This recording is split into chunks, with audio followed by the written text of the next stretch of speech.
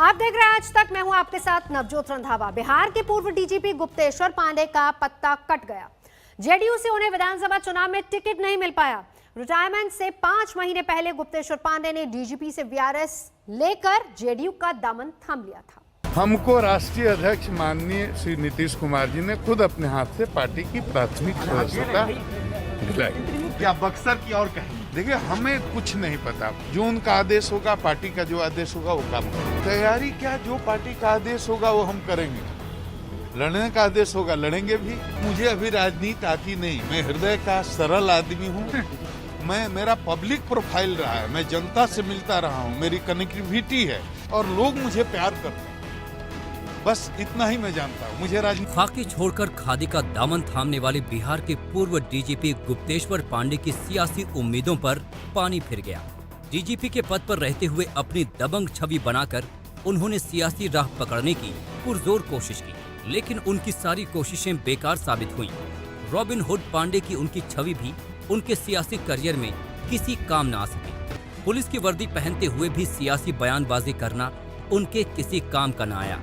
गुप्तेश्वर पांडे के सियासी करियर पर शुरू होने से पहले ही जैसे विराम दिया। गुप्तेश्वर पांडे रिटायरमेंट से 5 महीने पहले डीजीपी के पद से वीआरएस लेकर जेडीयू में शामिल हुए थे। जिस दिन उन्होंने बिहार के मुख्यमंत्री नीतीश कुमार की मौजूदगी में पार्टी की सदस्यता ग्रहण की थी, उस दिन से ही उम्मीद जताई जा रही थी कि जेडीयू उन्हें बिहार विधानसभा चुनाव के मैदान में उतारेगी। गुप्तेश्वर पांडे की बयानबाजी भी इसी तरफ इशारा कर रही। उनकी कृपा है, उनका स्नेह प्यार हमेशा मिलता रहा है। उन्होंने खुद ही आवास पर बुला करके अपने हाथ से मुझे ज्वाइन कराया। ये मेरे लिए खुशी की बात है। आगे की तैयारी किस तरह की है? वो हमारे नेता हैं, जो आदेश करेंगे वैसा हम काम करेंगे। क्या बक्सर की और कहीं? देखिए, हमें कुछ नहीं पता। जो उनका आदेश होगा, पार्टी का जो आदेश होगा वो काम करेंगे। तैयारी पूरी है, लेकिन लड़ने की तैयारी क्या, जो पार्टी का आदेश होगा वो हम करेंगे। लड़ने का आदेश होगा लड़ेंगे भी। गुप्तेश्वर पांडे बक्सर सीट से जेडीयू का टिकट मिलने की आस लगाए बैठे थे। पांडे जी लगातार इशारों में बक्सर से चुनाव लड़ने की मंशा भी जाहिर कर चुके थे। गुप्तेश्वर पांडे को वीआरएस लेने की जरूरत पड़ गई। एसएसआर केस से इसको क्यों टैग करते हैं?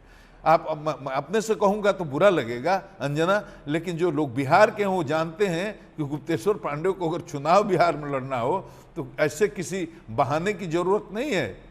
गुप्तेश्वर पांडे को जनता इतना प्यार करती है कि कहीं से भी अगर चुनाव में जाना चाहें तो जा सकते हैं और चुनाव जीत कर। बहुत छोटी चीज है ये चुनाव। तो चुनाव के लिए थोड़ी, चुनाव से और मेरे वीआरएस से एसएस केस को वो लोग जोड़ दें। जी, विधानसभा चुनाव के लिए जेडीयू के उम्मीदवारों की लिस्ट सामने आई तो गुप्तेश्वर पांडे का लिस्ट से पत्ता कट गया। जेडीयू की लिस्ट में गुप्तेश्वर पांडे का नाम नहीं दिखा। बक्सर की सीट बीजेपी के खाते में चली गई। जब जेडीयू ने उनके नाम की घोषणा नहीं की तो कयास लगाए जाने लगे कि बीजेपी बक्सर से उन्हें चुनाव लड़वा सकती है, लेकिन ऐसा भी कुछ नहीं हुआ। बीजेपी ने बक्सर से परशुराम चतुर्वेदी को मैदान में उतार दिया। इसके बाद सब सोचने लगे कि पांडे जी का आखिर क्या होगा, अब वो अगला क्या कदम उठाएंगे। इस बीच उनका फेसबुक पोस्ट सामने आया जिसमें उन्होंने लिखा कि अपने अनेक शुभ चिंतकों के फोन से परेशान, मैं उनकी चिंता और परेशानी भी समझता हूँ। मेरे सेवा मुक्त होने के बाद सबको उम्मीद थी कि मैं चुनाव लड़ूंगा, लेकिन मैं इस बार विधानसभा का चुनाव नहीं लड़ रहा। हताश निराश होने की कोई बात नहीं है। धीरज रखें, मेरा जीवन संघर्ष में ही बीता है। मैं जीवन भर जनता की सेवा में रहूंगा। कृपया धीरज रखें और मुझे फोन नहीं करें। बिहार की जनता को मेरा जीवन समर्पित है। अपनी जन्मभूमि बक्सर की धरती और वहाँ के सभी जाति मजहब के सभी बड़े छोटे भाई बहनों, माताओं और नौजवानों को मेरा पैर छूकर प्रणाम। अपना प्यार और आशीर्वाद बनाए रखें। सुशांत सिंह राजपूत की मौत के बाद गुप्तेश्वर पांडे अपने बयानों को लेकर सुर्खियों में आए थे। इसके बाद उन्होंने डीजीपी के पद से इस्तीफा देकर सबको चौंका दिया था। हालांकि गुप्तेश्वर पांडे 11 साल पहले भी एक बार नौकरी छोड़ चुके थे। उस वक्त भी बीजेपी के टिकट पर बक्सर से चुनाव लड़ना चाहते थे, लेकिन उनकी किस्मत को उस वक्त भी शायद ये मंजूर नहीं था। टिकट मिलने में पेंच फंसा और उन्होंने दोबारा आईपीएस की नौकरी ज्वाइन कर ली थी, लेकिन घड़ी की सुइयां घूमकर एक बार फिर वहीं जा अटकी। अब देखना ये होगा कि गुप्तेश्वर पांडे का अगला स्टैंड क्या होगा। डीजीपी के पद पर रहते हुए भी गुप्तेश्वर पांडे लगातार चुनावी बयानबाजी करते रहे। सुशांत केस में एक के बाद एक उनके लगातार बयान सामने आए। गुप्तेश्वर पांडे के बयानों ने उनके सियासी इरादों को भी जाहिर कर दिया था। उन पर राजनीति करने के आरोप लगने शुरू हो गए। बहुत लोग सुशांत के केस से जोड़ करके मेरे इस्तीफा को या मेरे वीआरएस को देख रहे हैं। सुशांत के केस से मेरे वीआरएस का कोई लेना देना नहीं है। गरीब का बेटा हूं और संघर्ष करके यहाँ तक पहुंचा हूं। मेरा कोई गॉडफादर तो नहीं है। पार्टी ज्वाइन कर लेना, चुनाव लड़ लेना। बिहार के पूर्व डीजीपी गुप्तेश्वर पांडे ने अचानक रिटायरमेंट से 5 महीने पहले वीआरएस लेकर सबको चौंका दिया था। सुशांत सिंह राजपूत केस में लगातार एक के बाद एक बयानबाजी कर रहे गुप्तेश्वर पांडे के इस एक्शन से हर कोई हैरान रह गया।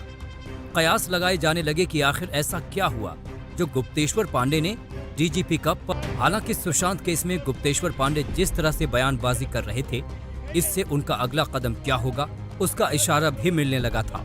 डीजीपी के पद पर रहते हुए उनके बयानों में सियासत की झलक मिल रही थी।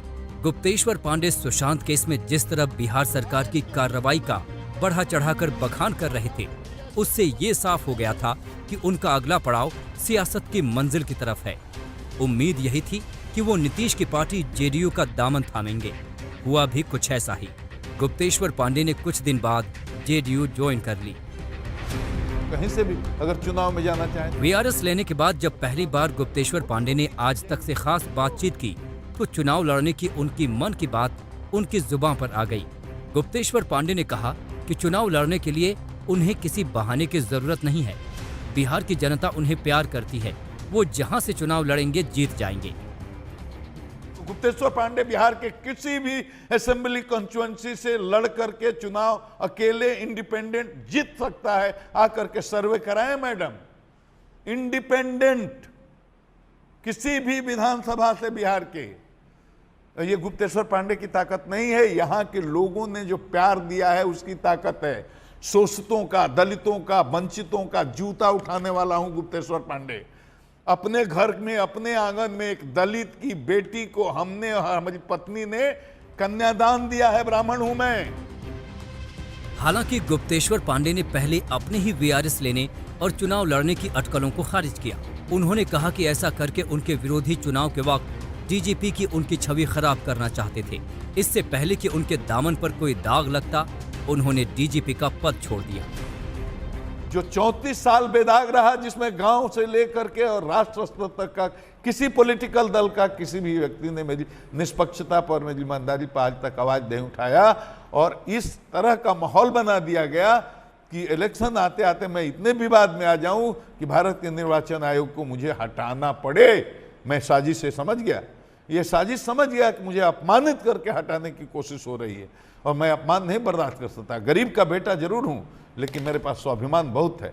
मैं उस अपमान को झेल नहीं सकता था कि मुझे दागी समझ करके और मुझे पक्षपात करने वाला पदाधिकारी समझ करके भारत का निर्वाचन आयोग मुझे चुनाव से निकाल दे। इसलिए मैंने सोचा उसके पहले इज्जत से निकल जाना ठीक है। मैंने वीआरएस ले लिया। गुप्तेश्वर पांडे भले ही कोई पार्टी ज्वाइन करने और चुनाव लड़ने से इनकार कर रहे थे, लेकिन वो जो कुछ बोलते थे उसके सियासी मायने निकाले जाने लगे थे। चाहे वो नीतीश सरकार के विरोधियों पर हमला बोलना हो या फिर महाराष्ट्र सरकार को निशाने पर लेना हो, उनकी हर बात में सियासत की झलक मिलने लगी थी। ज्यादा देर तक उनकी सियासी मंशा भी छुपी नहीं। बातों बातों में उन्होंने कह ही दिया कि चुनाव लड़ना पाप है क्या।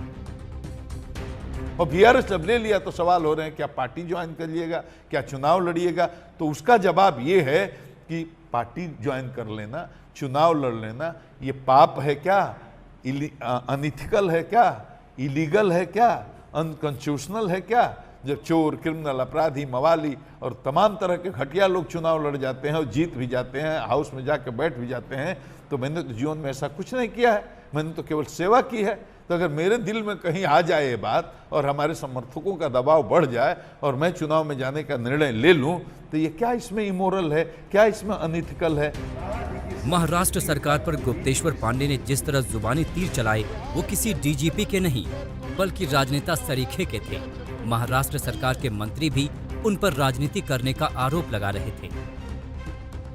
अभी 1.5-2 महीने से आप देख रहे थे कि बिहार के डीजी गुप्तेश्वर जी पांडे वरिष्ठ पुलिस के अधिकारी बिहार के होने के बावजूद उनकी तरफ देख के ऐसा लगता था कि ये भारतीय जनता पार्टी के वरिष्ठ नेता हैं।